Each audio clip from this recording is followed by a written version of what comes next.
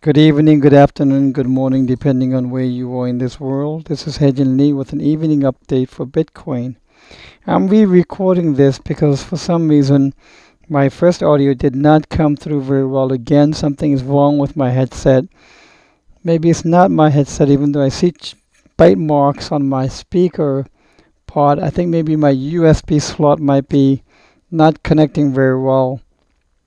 But regardless, I'm going to make this very quick, but still cover the gist.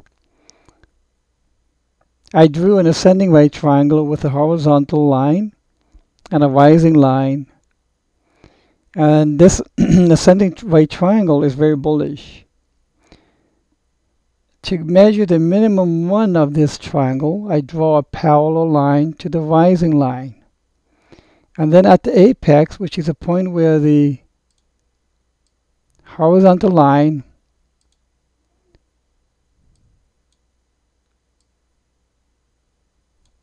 and the rising line cross right about here, I draw a vertical line until it meets the parallel line.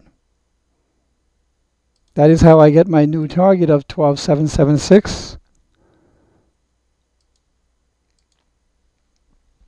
And from here, I can then draw an impulse that can reach to the minimum target of 12766. Now bear in mind the minimum is exactly that, a minimum. So quite often the price will exceed the minimum. And then if so, I think we can maybe then see 13,300 or so. Now in this ascending right triangle, I also made an A, B, C, D, E. As you can see, A, B, C, D, E. So there could be one more dip for the E. And after that one more dip, it'll touch the bottom rising support line of the triangle, from which price will start impulsing upwards. I get a lot of questions asking, how do I know exactly how to place the position of this wave 1? And what I do is I draw a horizontal support line just like here.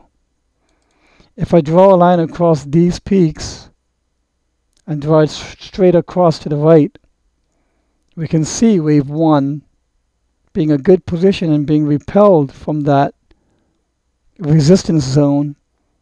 Wave 2 will then come down to the horizontal line of the ascending right triangle, sit on it and bounce off of that.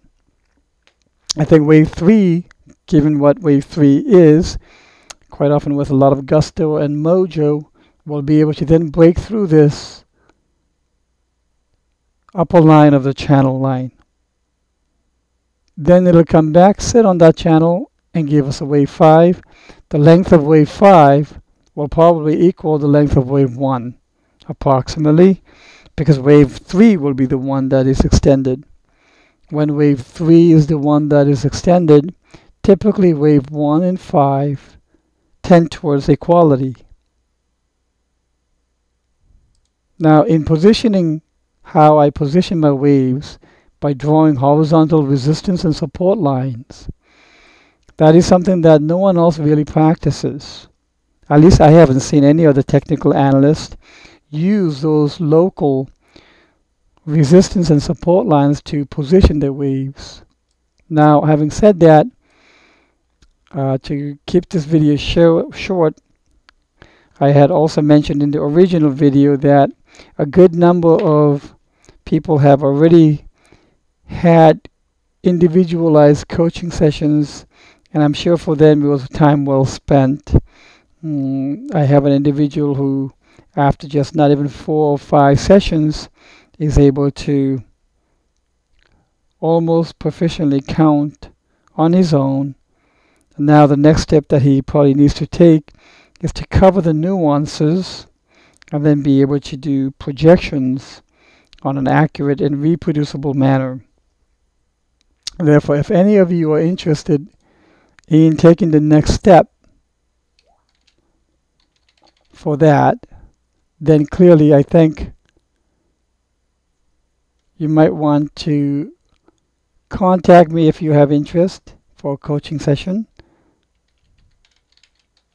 And I can be reached at hejin_crypto@yahoo.com. I have a limited amount of time, so if you'd like still to take that next step, because a coach who has already undergone quite a bit of the difficulties and learning experiences that you might have would be able to perhaps save you a lot of time. At least truncate the learning curve. So let me know if you have interest, but meanwhile, overnight, let's see how the price action takes. I'd really like to see this trend line breached, and perhaps overnight, this ascending right triangle could enable that. So I'm already seeing one more dip towards the E, and if that happens, it should bounce off and initiate the impulse waves. If you have any questions, please do post. Meanwhile, I've ordered some additional headsets to hopefully not have this issue again. Thank you.